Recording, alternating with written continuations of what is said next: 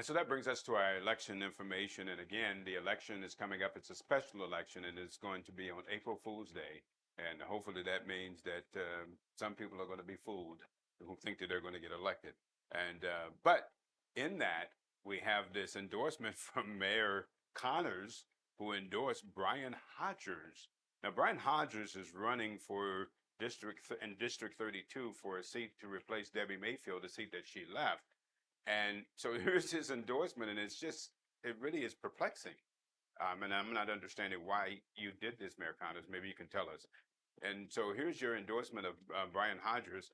You say, Brian Hodgers has my wholehearted support in this race for the Florida State House.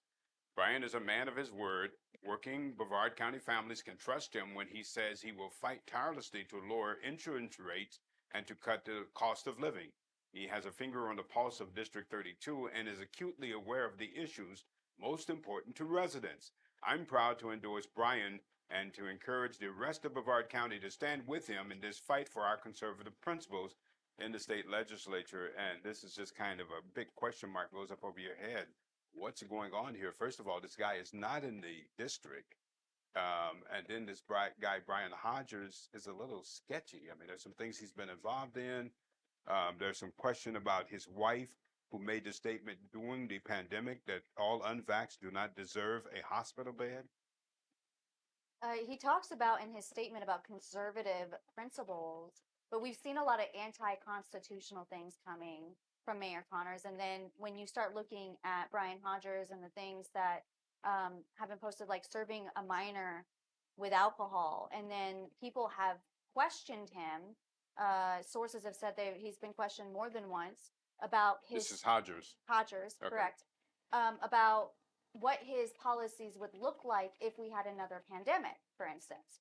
And he has not yet answered that. And so, regardless of your thoughts on that, you should always answer those types of questions because people are very interested in how you would handle something like that. Well, I've heard that no answer is an answer. The fact that he doesn't want to answer. But the curious thing is that Connors would endorse this guy, and why would he want Connors' endorsement? He's not even in his district. I'm not understanding how this works. Are they trying to build each other up? I mean, I take this endorsement as seriously as I take Connor's Chick-fil-A that he said he was bringing to the city of Titusville. And we know what happened with that.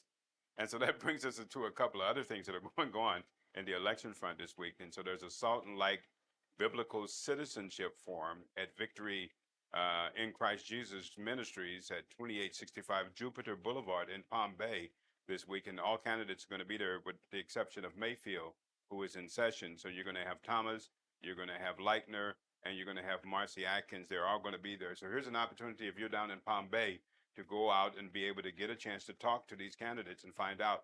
Remember, who you vote for is going to affect a lot of things. And we saw it in the pandemic. The people that vote for you, it makes a huge difference. Now, notice we are going to have something here in Titusville where the Brevard County Republican Assembly is going to put on a forum 2 days later, excuse me, for District 19, those running for Senate seat District 19. And it's the same candidates. And so Leitner, Thomas, as well as Marcy Atkins, are going to be here in Titusville. And this starts at 6:30 at 705 Harrison. And so you're going to have an opportunity to be able to ask them questions as well. And so a lot going on the election front still.